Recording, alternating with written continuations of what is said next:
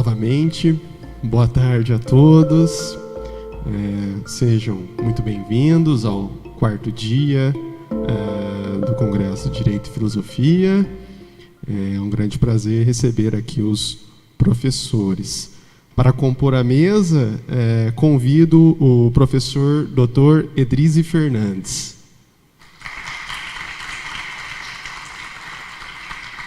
O professor Edrizzi é médico pela Universidade Federal do Rio Grande do Norte, especialista em gastroenterologia pela Universidade de Okayama, especialista em medicina do trabalho pela Faculdade de Medicina de Itajubá, mestre em pesquisa médica e farmacêutica avançada pela Universidade Livre de Bruxelas, licenciado em filosofia pela Universidade Federal do Rio Grande do Norte, especialista e mestre em filosofia pela Universidade Federal do Rio Grande do Norte, doutor em filosofia pelo Programa Integrado de Doutoramento em Filosofia da UFRN, pós-doutor em filosofia pela Universidade de Brasília, atualmente é clínico, gastroenterologista e médico do trabalho de algumas empresas e médico perito da Justiça Federal.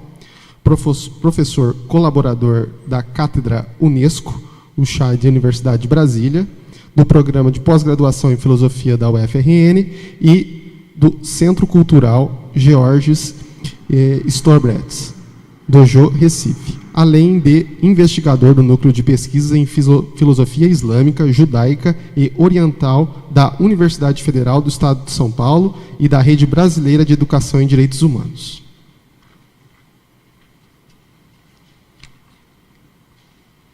E também, para compor a mesa, tenho o prazer de chamar o professor Denis Xavier.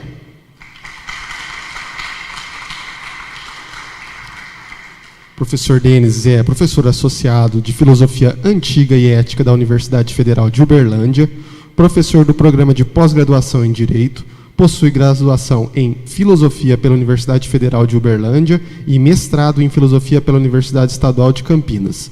Doutor em História da Filosofia pela Universidade degli Studi de Macerata, sob orientação do professor Maurizio Migliori. Tem pós-doutorado em História da Filosofia Antiga pela Universidade de Brasília e pós-doutorado em História da Filosofia Antiga pela Universidade de Coimbra, com passagens de pesquisa pela Universidade Carlos III de Madrid, Universidade de Buenos Aires, Trinity College Dublin, Universidade La Sapienza di Roma, Universidade Cagliari e Université Paris-Sorbonne, membro da Sociedade Brasileira de Estudos Clássicos, membro do GT Plantão e Platonismo na ANPOF, membro do Centro de Pensamento Antigo, membro fundador da atual diretor acadêmico de Núcleo de Estudos de Filosofia Antiga e Humanidades da Universidade Federal de Uberlândia, ex-secretário executivo, ex-vice-presidente e ex-presidente da Sociedade Brasileira Platonista, ex-coordenador do GT Platão e Platonismo da ANPOF, ex-assessor especial nível 1, diretor da Diretoria de Processos Seletivos da Universidade Federal de Uberlândia, coordenou o Programa de Pós-Graduação em Filosofia da Universidade Federal de Uberlândia, diretor de pesquisa da Unilivres, coordenador do Students of Liberty Brasil. Portanto, para iniciarmos a tarde, convido o professor Dr. Edrizzi Fernandes para iniciar sua fala.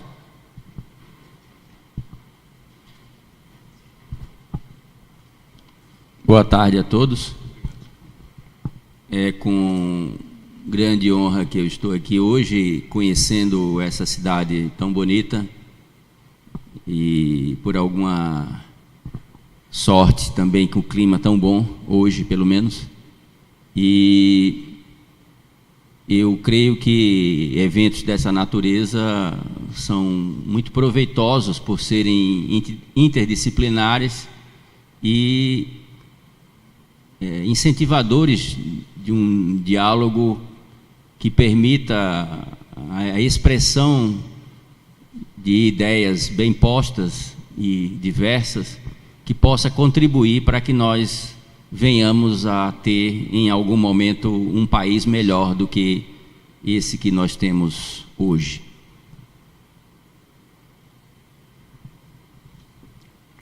Quando eu propus à professora Milena o tema sobre o qual eu falarei, ela concordou. Eu fiz posteriormente alguns pequenos ajustes e eu vou falar para vocês um pouco sobre o que eu entendo sobre cidadania, política de governança e hiperpolítica. A palavra cidadania, resumidamente, todos vocês já ouviram falar, é uma palavra um tanto desgastada. Eu vou tentar resgatar algumas concepções clássicas sobre a mesma. Aquilo que eu entendo sobre política de governança nesse texto que eu vou discutir, vou ler para vocês, fundamentalmente um debate sobre a diferença que existe entre política de governo e política de Estado, que eu acho que é uma coisa importante para se discutir nesse país, porque na maioria das vezes os nossos governantes se preocupam muito com o seu mandato, as suas bases eleitorais, e se preocupam muito pouco com conceitos maiores, como o Estado, como a herança das gerações futuras. E, finalmente, o conceito de hiperpolítica é um conceito que permite transcender e, de uma forma bastante sólida, aquilo que se banalizou por chamar de politicagem. Porque, querendo ou não, nós fazemos política o tempo todo, mesmo quando não queremos, e, de certa maneira, há determinadas práticas minimalistas, que são práticas redutoras dos conceitos clássicos sobre o que é fazer política, que precisam ser resgatados, e que eu acho que esse conceito de hiperpolítica permite essa discussão. Então, eu vou começar propondo que, do mesmo modo que se distingue entre politicagem e política, para sugerir, por exemplo, uma diferença entre o oportunismo contingente, circunstancial, e sérios interesses coletivos, ou entre micropolítica, que é a política restrita a pequenos grupos, e macropolítica, para sugerir, por exemplo, uma diferença entre o corporativismo grupal e a ideologia suprapartidária, nós podemos distinguir entre a política comum, num certo nível, no espaço e no tempo, e algo mais abrangente, que pode ser chamado de hiperpolítica. Uma das definições de hiperpolítica, que é do engenheiro e futurista Mark Pesce, que é um britânico que mora na Austrália, é de que seria a política de uma era de hiperconectividade. Mas apontar o momento em que começou essa conectividade maior não se presta à unanimidade. Um francês chamado Édouard Lerroy disse já em 1907, no seu livro Dogma e Crítica, que, cito, nosso verdadeiro corpo é, no fundo, o universo inteiro. Ou seja, nossa verdadeira cidadania é universal, na medida em que é vivido por nós.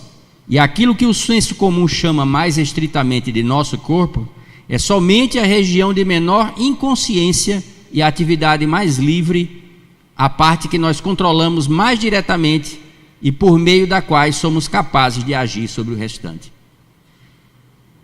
Se somos, por natureza, animais políticos, como propôs Aristóteles na sua obra homônima, A Política, e mesmo que isso se dê muitas vezes em convívios forçados, aos quais nós não podemos escapar por força das circunstâncias sociais, como apontou Peter Sloterdijk na sua obra No Mesmo Barco, um ensaio sobre a hiperpolítica, o nosso domicílio político, né, na era da aldeia global, é o mundo.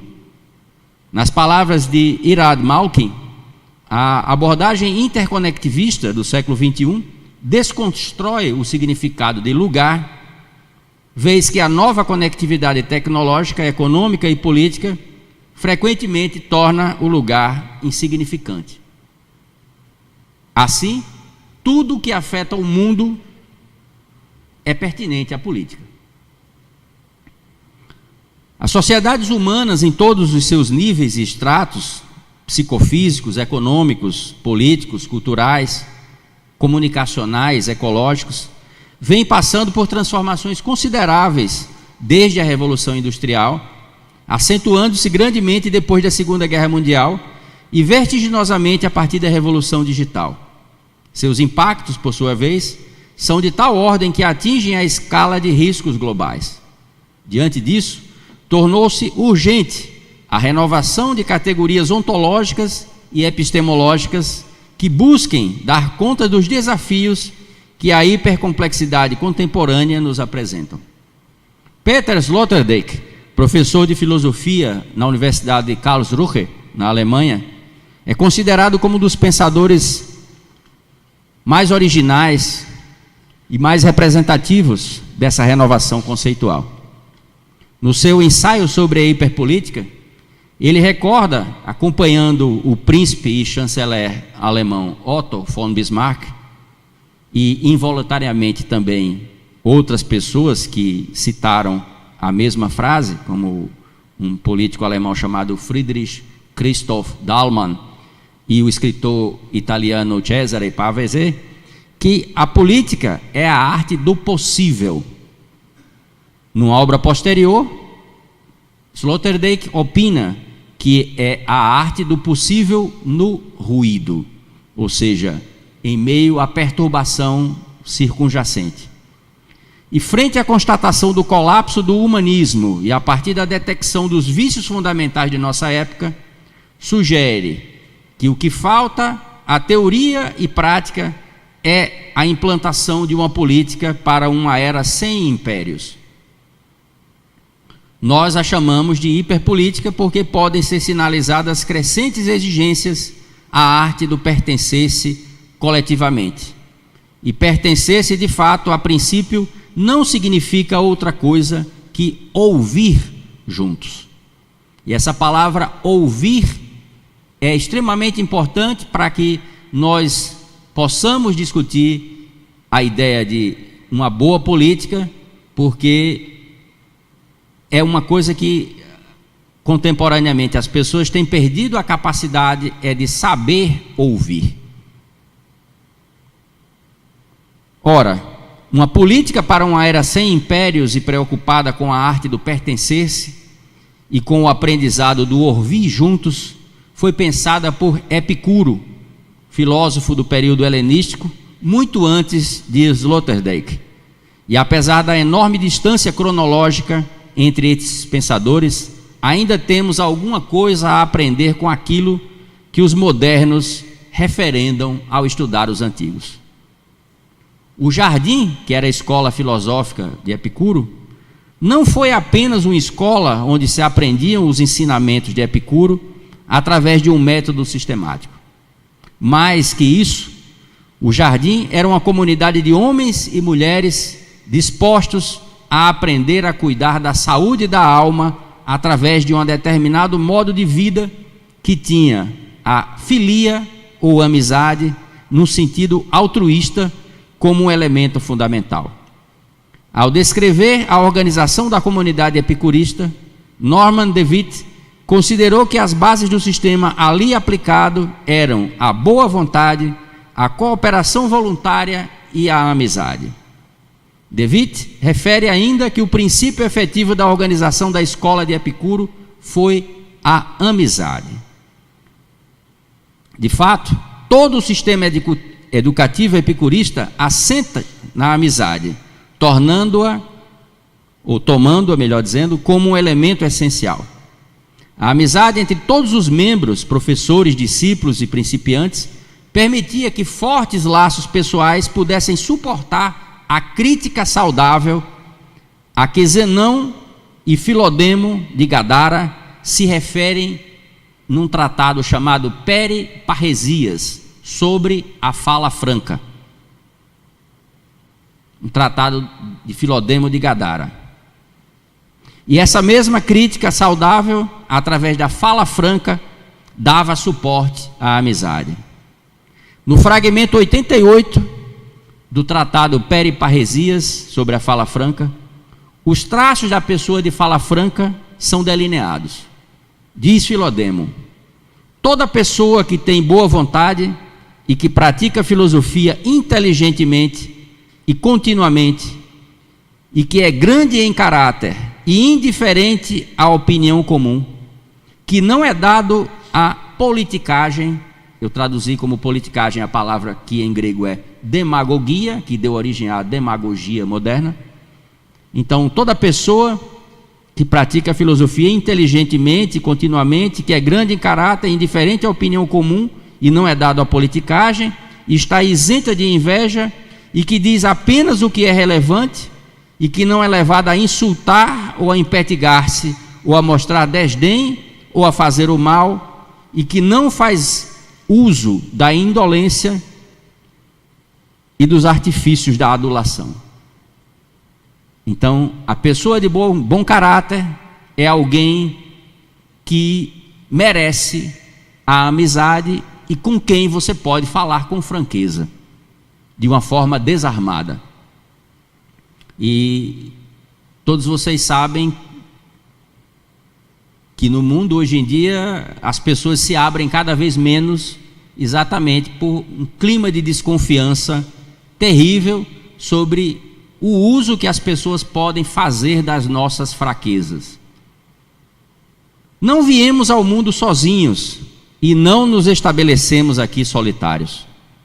A convivência entre os seres humanos requer regras mínimas de convivência, expressas por linguagem que seja assimilável pelas partes, que permita a manutenção da vida dos envolvidos, sob pena de terminarem sozinhos, acabando, por conseguinte, a sua condição de humanos, e que permita uma relação de tolerância mínima, superadora dos conflitos, sob pena de se isolarem e, isolados, se afastarem da condição de humanos. Heródoto fez do conflito a lápide do livro inaugural da sua história. Em sua obra, o pai da história retomou diversos discursos importantes à época que refletem e retratam os conflitos então vivenciados, tanto no campo da ação quanto naquele do discurso. E já que estamos hoje analisando a possibilidade de construção de uma política face ao ruído, vale a pena nos debruçarmos aqui sobre a polifonia dos discursos políticos, quiçá matriz de todo o conflito.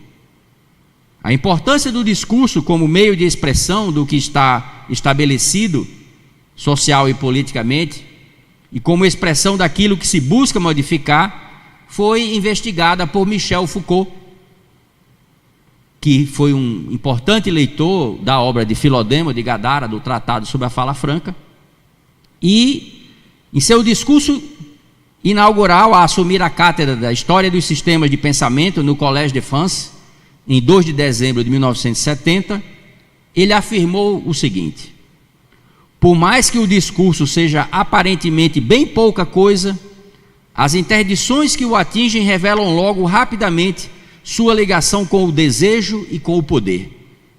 Nisto não há nada de espantoso, visto que o discurso, como a psicanálise nos mostrou, não é simplesmente aquilo que manifesta ou oculta o desejo, é também aquilo que é o objeto do desejo. E visto que isso a história não cessa de nos ensinar, o discurso não é simplesmente aquilo que traduz as lutas ou os sistemas de dominação, mas é aquilo por que e pelo que se luta, o poder do qual nos queremos apoderar. Ou seja, nós somos fundamentalmente seres da fala, e é através da fala que nós fazemos política.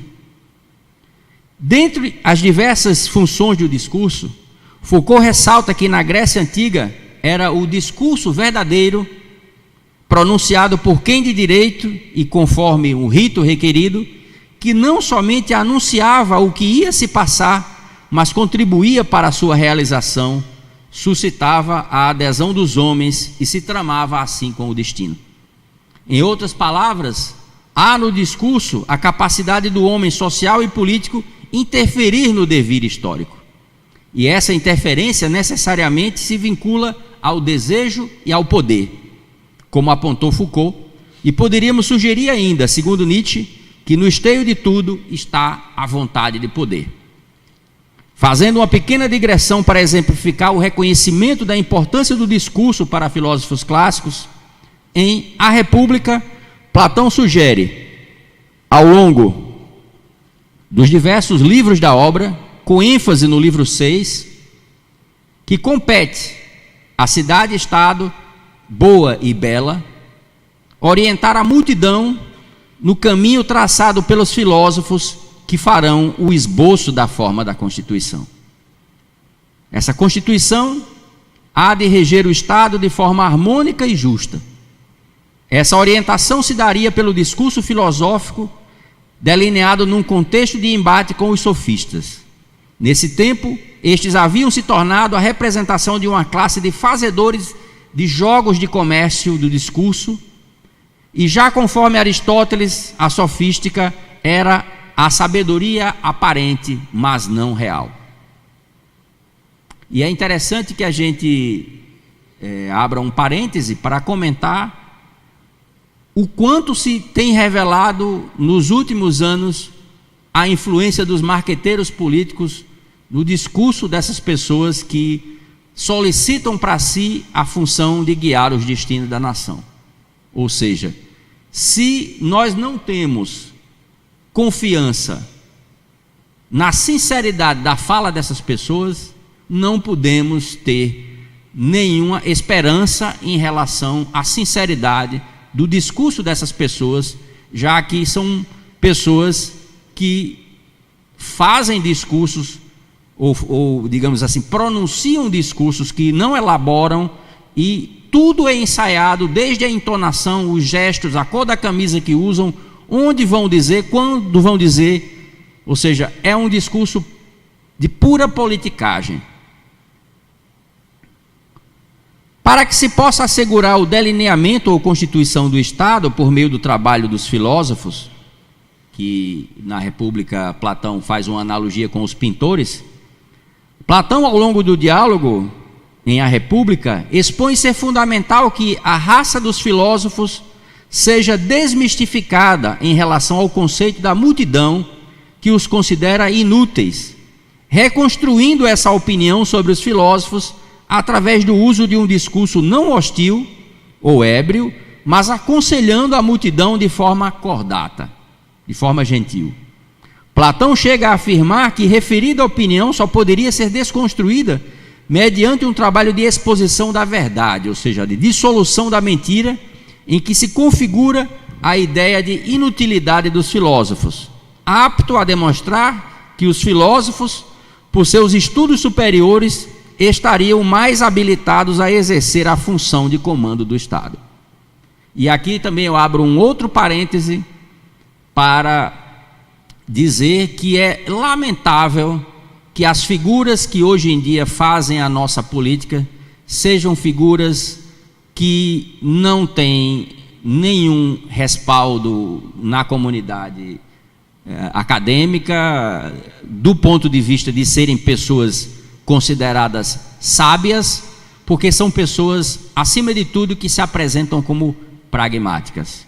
E parece que a palavra pragmatismo, hoje em dia, passou a valer na política mais do que a sabedoria, ao ponto de que nós tivemos um presidente da República que foi um professor respeitado e que chegou num determinado momento a dizer que esqueçam tudo que eu escrevi.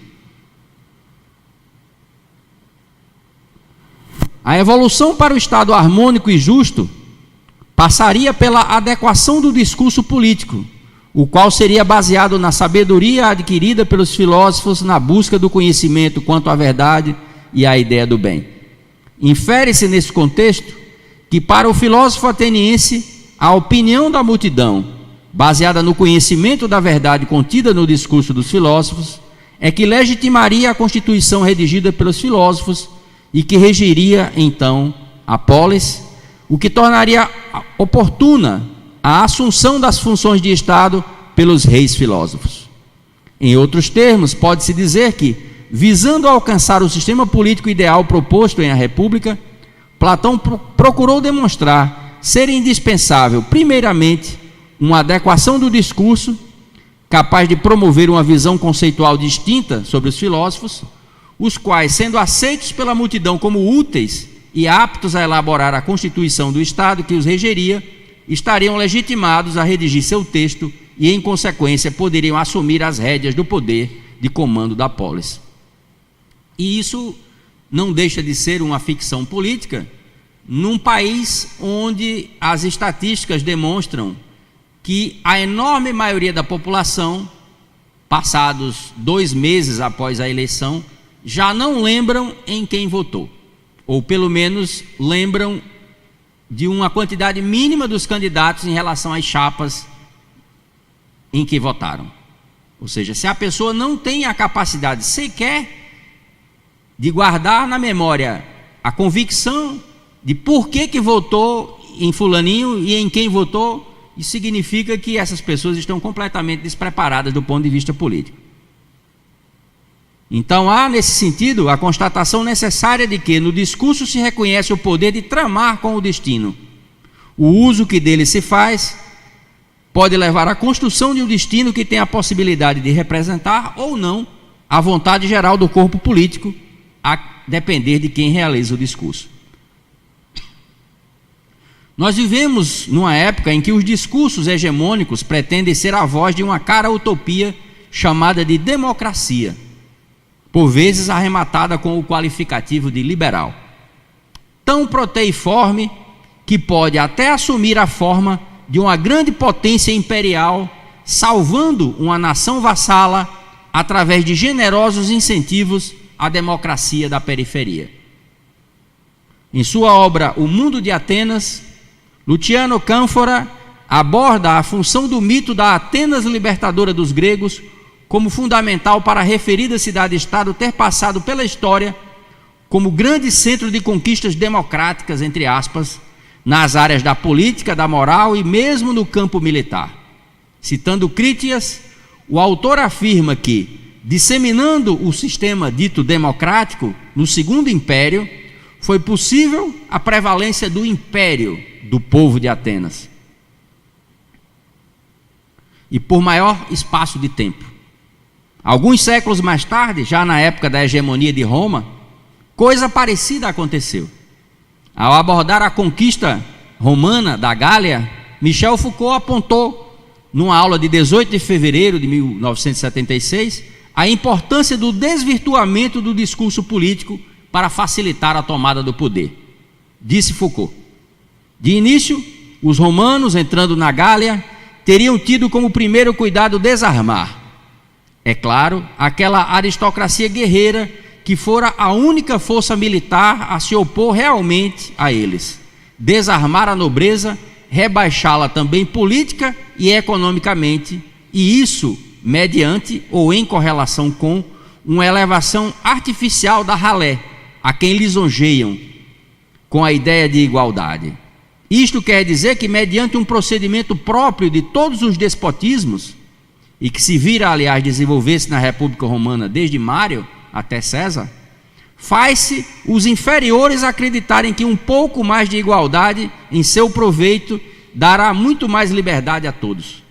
E, de fato, graças a essa igualitarização, chega-se a um governo despótico. Noutras palavras, você dá artificialmente ou de uma forma fingida o poder para o povo, entre aspas, que, como nunca soube estar preparado para isso, não vai perceber que, na verdade, está sendo apenas manipulado pelas pessoas que dizem governar em nome do povo.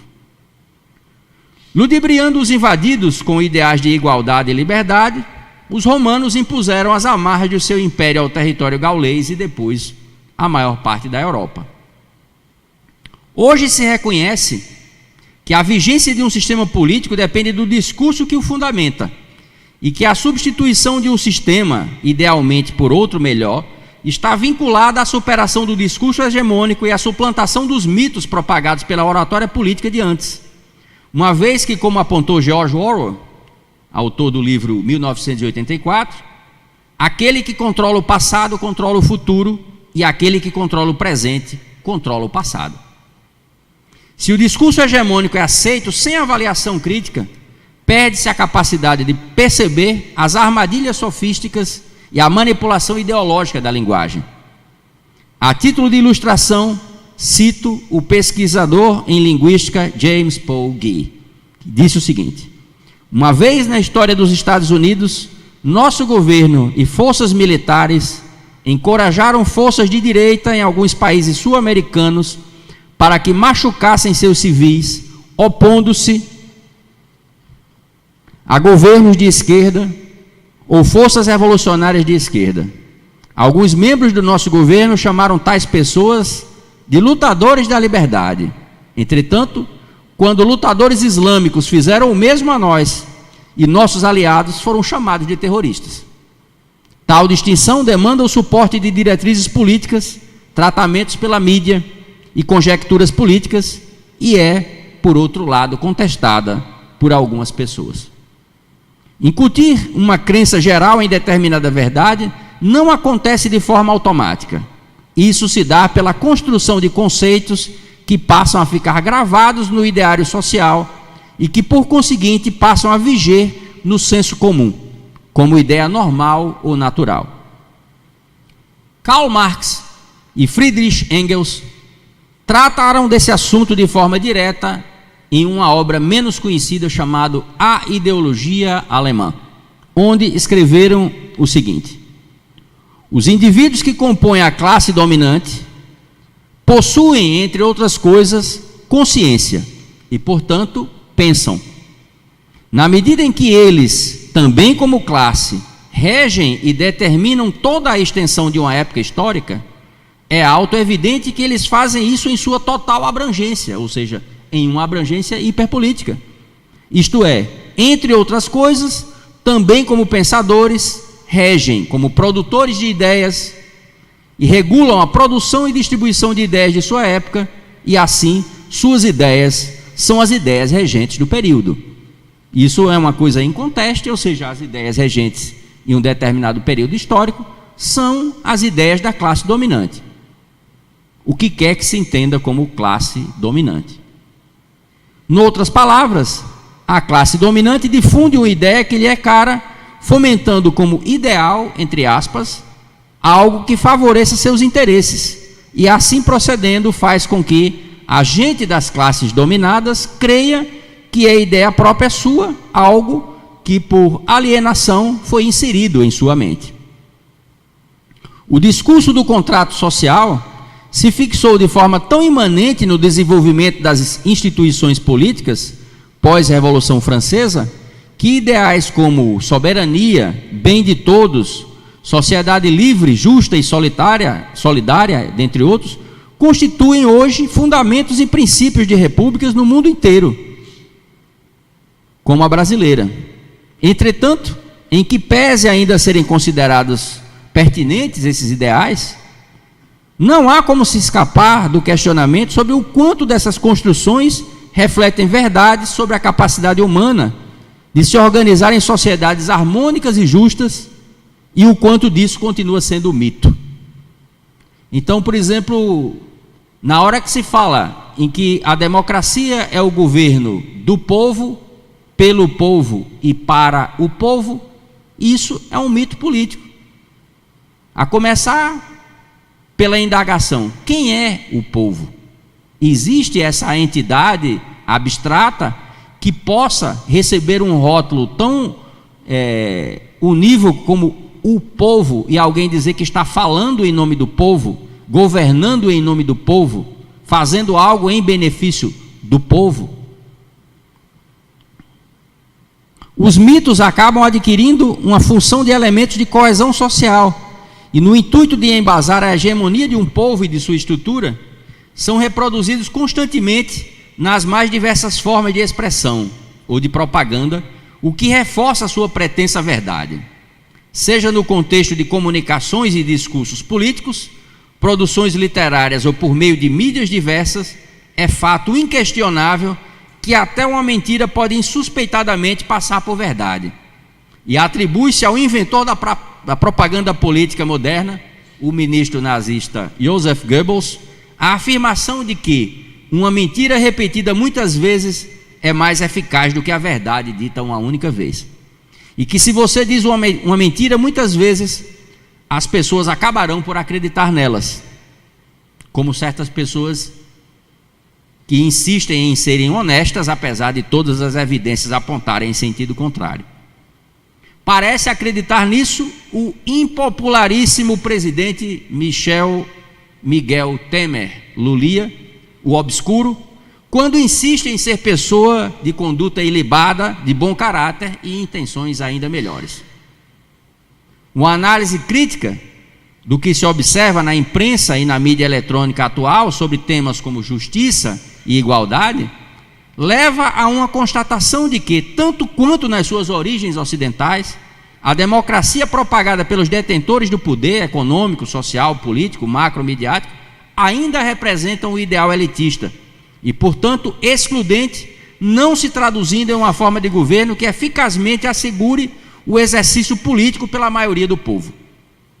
Isso porque a democracia, conforme cultuada na doutrina filosófica, política, jurídica, econômica e de áreas afins, reflete nominalmente ideais ditos liberais que, na medida em que buscam assegurar liberdades e direitos, acabam por impor aos sujeitos de tais liberdades e direitos a obrigação de se moldarem, pelo menos desde a era mercantilista, ao sistema econômico vigente, suprimindo, mesmo que sem a intenção direta de fazê-lo, a capacidade criativa dos humanos em se autodeterminarem e se organizarem em sistemas que possam não se encaixar nos conceitos clássicos de formas ou sistemas de governo. Quanto mais a democracia liberal é indicada como solução ótima, seja para atender aos interesses sociais dos grupos que se encaixam no perfil médio, seja para alegadamente legitimar a busca das minorias que lutam por verem seus direitos reconhecidos, menos se vislumbra, ao menos no chamado capitalismo de periferia, como o que se pratica no Brasil, um real empoderamento da maioria da sociedade, que, identificada agora com o ideal incutido em suas mentes pela construção do discurso elaborado pela ideologia dominante, acredita que recai sobre o Estado e não sobre os cidadãos politicamente organizados a obrigação de garantir o mínimo existencial, os direitos fundamentais e figuras afins relacionadas com o estado de bem-estar social. Como resultado, ao contrário do que se poderia supor, a chamada democracia liberal, ao invés de libertar, faz com que se caminhe pela estrada na contramão, tornando os cidadãos mais atrelados ao poder do Leviatã e enfraquecendo a ideia da cidadania enquanto expressão política de pessoas capazes de autodeterminação e autogoverno. O que eu estou chamando aqui de capitalismo de periferia e criticando sobre essa forma de uma defesa inconteste que algumas pessoas fazem do Estado, é apontar o fato de que sistemas de organização nacional baseados na cidadania, como por exemplo a Confederação Suíça, como por exemplo as repúblicas parlamentaristas da Escandinávia, têm um sistema muito menos centralizado e que dá um empoderamento muito maior ao cidadão, que as pessoas deveriam prestar mais atenção a esse tipo de sistema, ao invés de ficar defendendo em conteste o Estado forte, por exemplo. Nesse sentido, merece análise crítica o mito hiperpolítico construído pelas nações liberais, a democracia, governo do povo, pelo povo e para o povo, como sistema que garantiria a realização prática da grande nação dos homens e como solução para traumatismos sociais de toda espécie.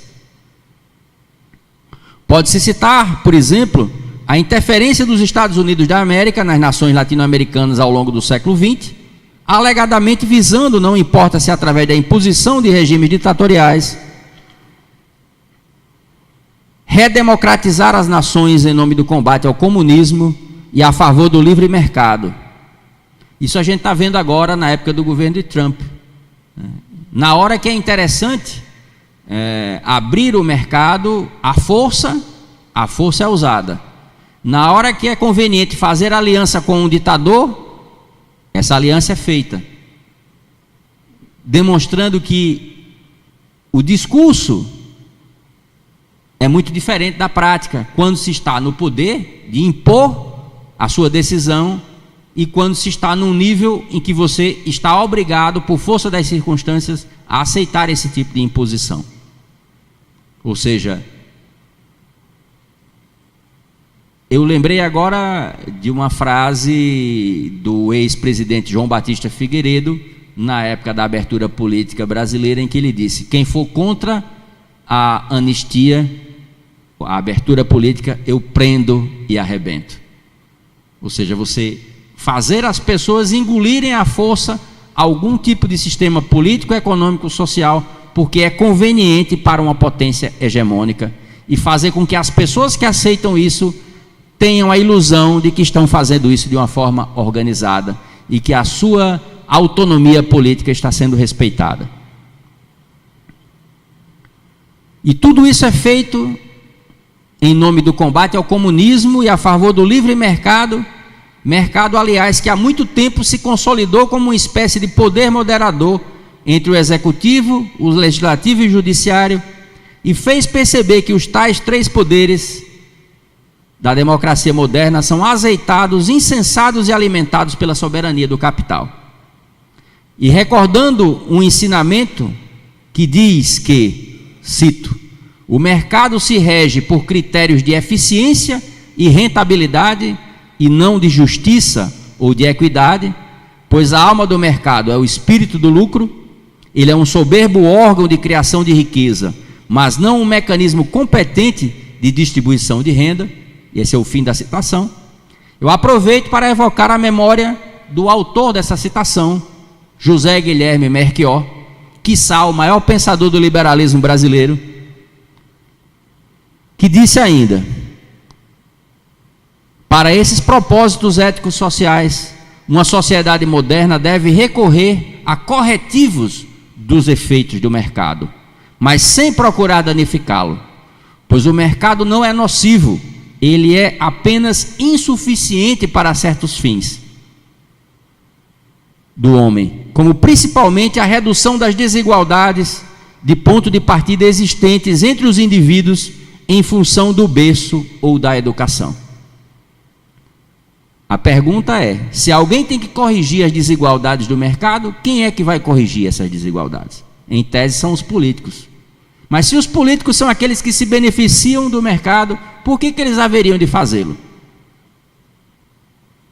Aquilo que Melchior chamou de redução das desigualdades de ponto de partida é um princípio da justiça distributiva, teoricamente tão considerável quanto outros tipos, como igualdade de todos perante a lei, oportunidades iguais para todos, ou de cada um de acordo com sua capacidade, a cada um de acordo com sua necessidade. Falar de justiça distributiva, contudo, é especular sobre uma idealização utópica, num país onde existem antigas, enormes e persistentes desigualdades sociais, tratadas ao longo dos anos de forma meramente cosmética, através de políticas públicas que fazem recordar um ditado que apregoa: para os amigos, os favores da lei, para os demais, a lei. A extrema plasticidade da lei no Brasil, país onde se diz que a justiça, além de cega quando quer, é surda e capenga, faz par com dissonantes e muitas vezes conflitantes interpretações da nossa história. Se até hoje se polemiza sobre quem teria descoberto o Brasil, Duarte Pacheco Pereira em 1498, Américo Vespucci em 1499, Vicente Pinzon no início de 1500, ou Pedro Álvares Cabral no dia 22 de abril daquele ano, a circunstância de algum evento ter ocorrido num tempo mais próximo do presente não assegura uma maior concordância na apreciação dos personagens e dos fatos formadores da nossa nacionalidade. Nestes dias em que muito se fala sobre o empoderamento ou do real poder das mulheres,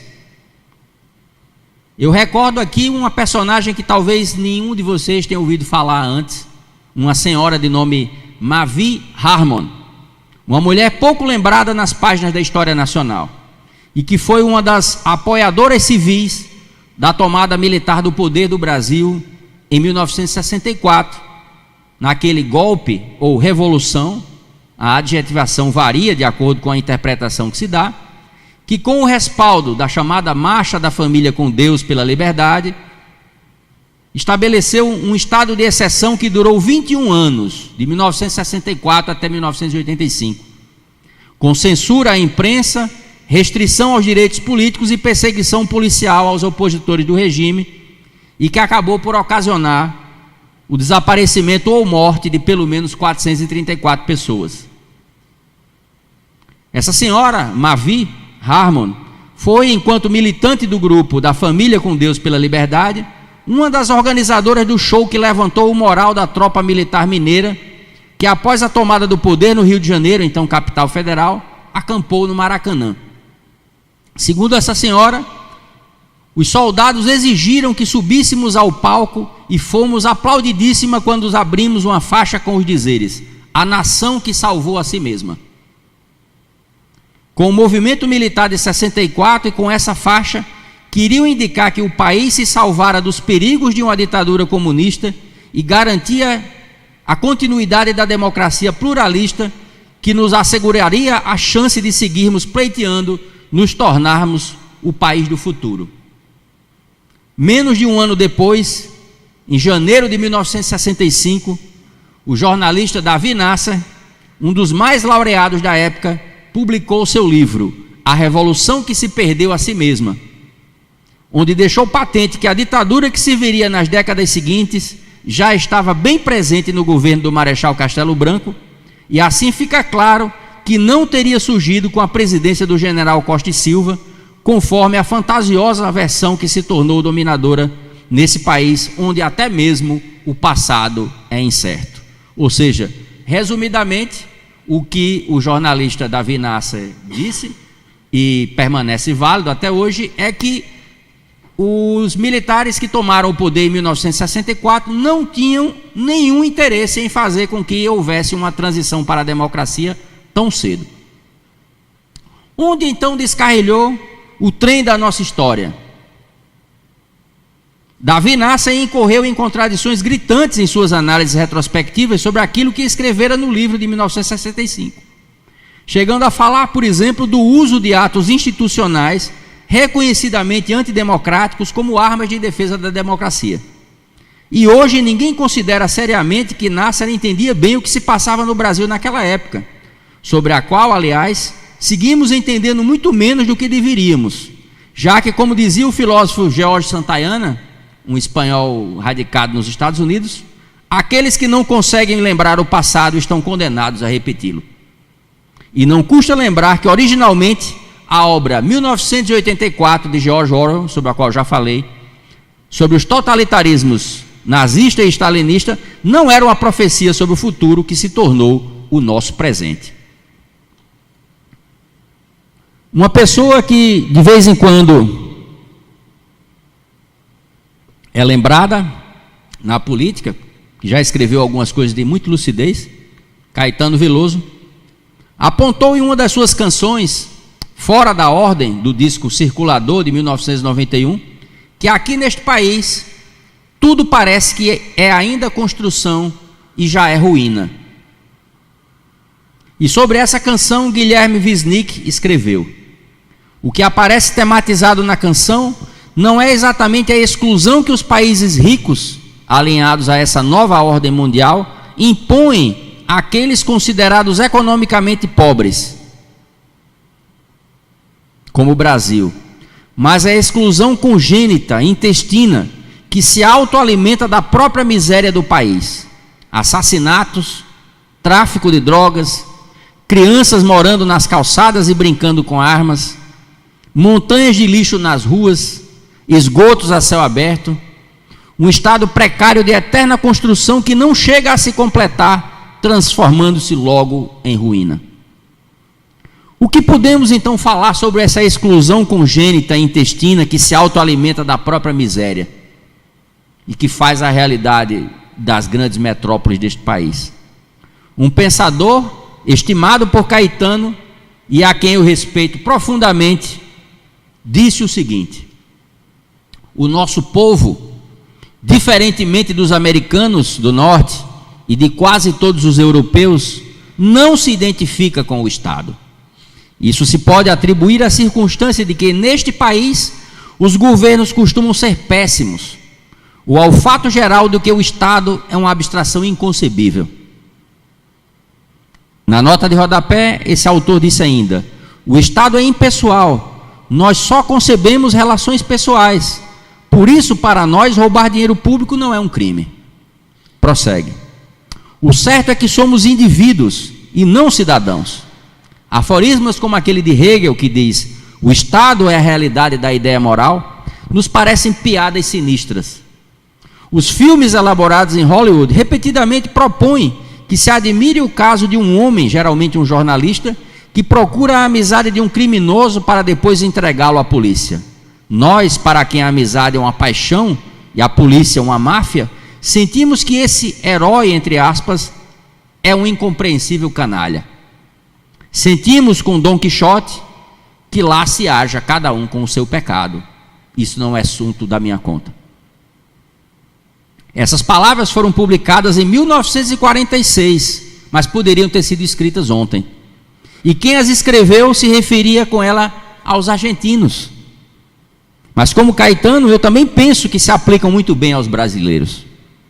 Aquele que as falou, o grande poeta milongueiro, contista, cronista, historiador e outras coisas mais, Jorge Luiz Borges, um argentino muito universal, fez com essa sentença uma importante constatação sobre a atitude individualista que nos irmana aos nossos vizinhos na geografia e nas crises morais e políticas. E sobre essa citação, Caetano Veloso escreveu que nos parece sinistro o fato de vermos a nossa incapacidade para a cidadania guindada à condição de contrapartida de uma bela vocação individualista e de aprendermos que o nosso desrespeito aos dinheiros públicos nasce de uma quase nobre rejeição dessa inconcebível abstração que é o Estado.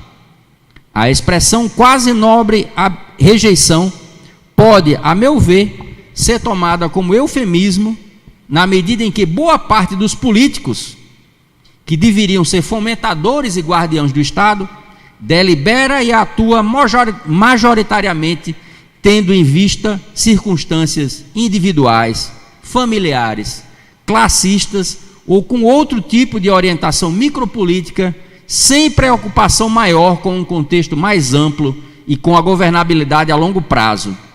Preocupação essa consoante aquilo que se chama de bem comum e que lastreia a modernidade, lastreia desde a modernidade a ideia do Estado laico, de forma recíproca. O bem comum é a razão de ser do Estado e o Estado é o responsável por implementar, gerir e preservar, através da administração pública, tanto civil quanto militar, e da mobilização dos cidadãos, o bem comum. Uma cooperação voluntária por benefício mútuo. Mesmo os proponentes da ideia do Estado mínimo, ou seja, de um Estado menos centralizador, advogam que se o mesmo deve poder fazer somente o que pode ser, fazer somente o que for necessário para o bem comum, ele há de poder fazer tudo aquilo que para isso é necessário. Da alçada dos cidadãos, por sua vez, participar do bem comum é o fulcro dos deveres e direitos cívicos, e a maturidade da cidadania se alcança pelo cuidado zeloso do bem político, produto e patrimônio comum de todos os cidadãos. É duro constatar que aqui no país ainda parecemos incapazes de sair da política comum dos grupos menores, sejam eles de auditórios como este, ou associações de bairros, ou municípios, ou partidos políticos, e chegarmos um dia à ideia séria de um Estado brasileiro que possa existir em nome do conjunto dos seus cidadãos, ou pelo menos da maioria, e que permanece excluída de muitas políticas de governo e que muito pouca força econômica tem para determinar eventuais políticas de Estado. Inclusive porque, para que esses indivíduos desfavorecidos pelo Estado e pela sociedade possam agir como cidadãos, têm de ser efetivamente tratados como tais, respeitados nos seus direitos e não apenas ou predominantemente cobrados nos seus deveres e em seus impostos. E aqui eu abro um parênteses para comentar uma dessas falácias que existe inclusive na Constituição brasileira, que é aquela que diz que a educação é um direito de todos e é um dever do Estado.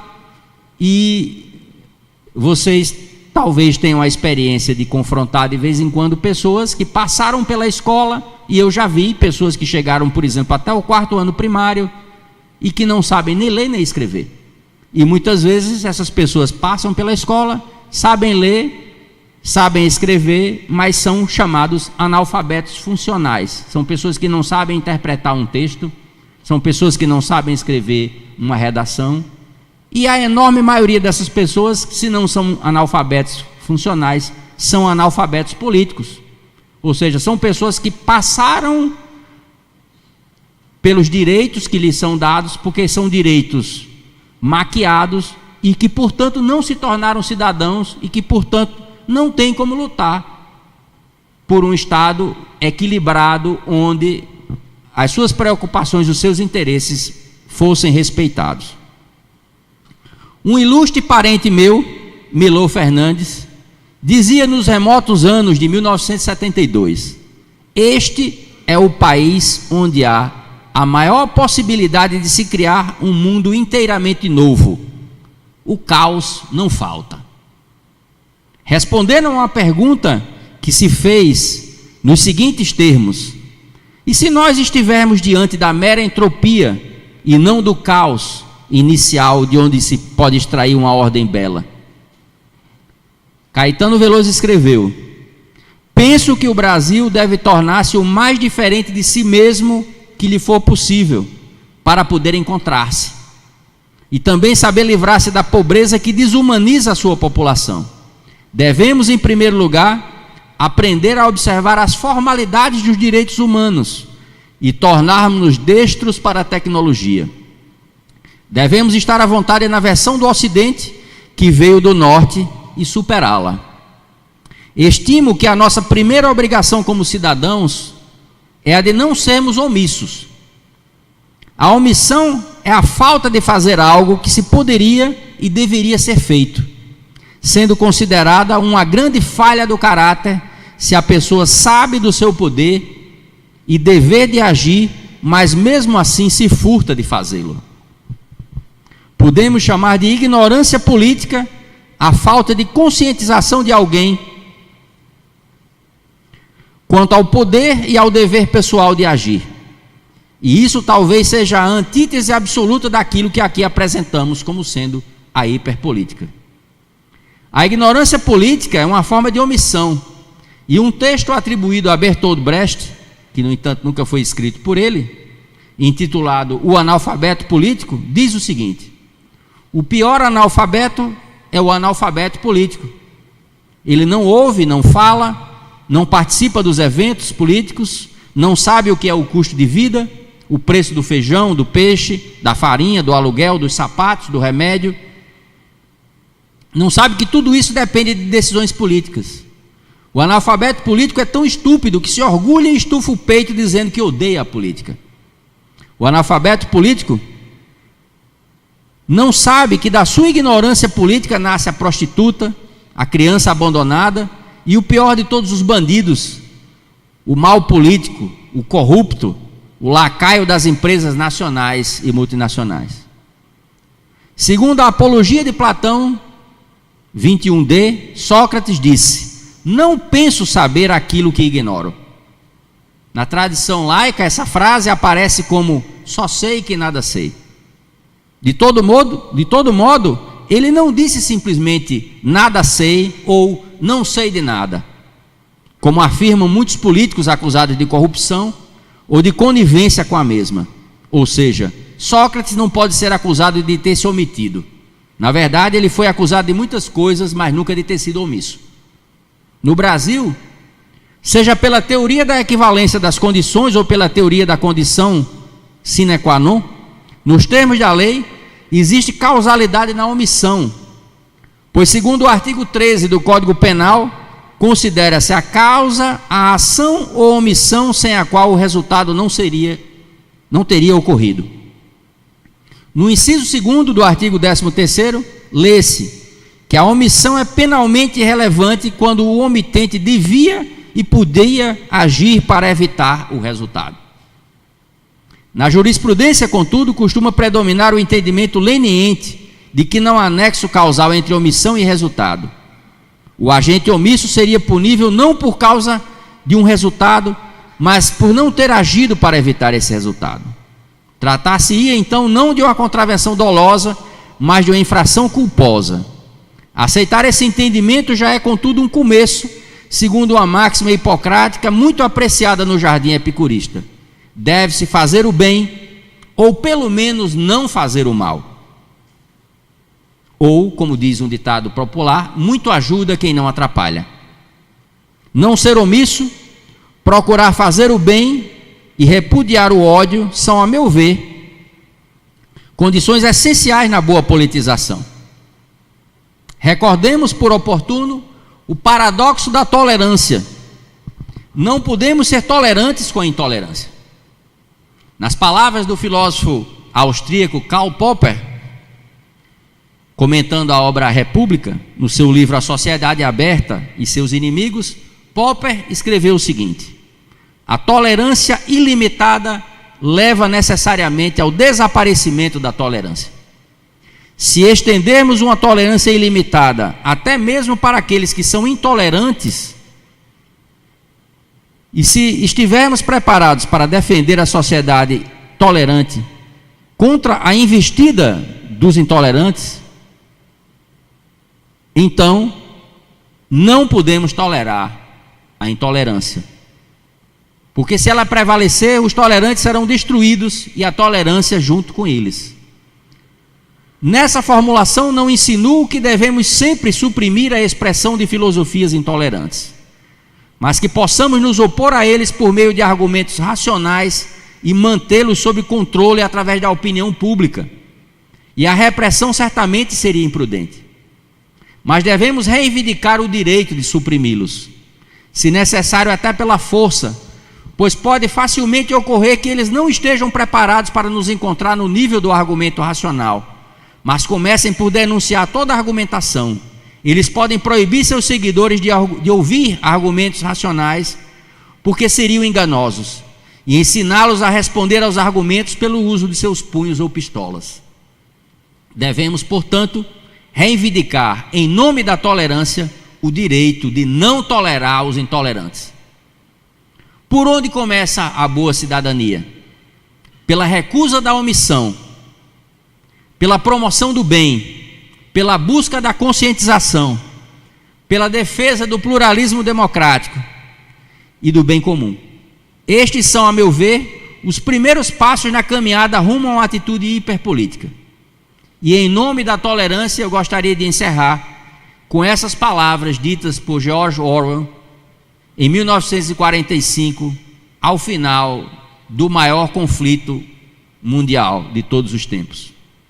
Se alguma coisa significa a liberdade, é poder dizer aquilo que os outros não querem escutar. Muito obrigado.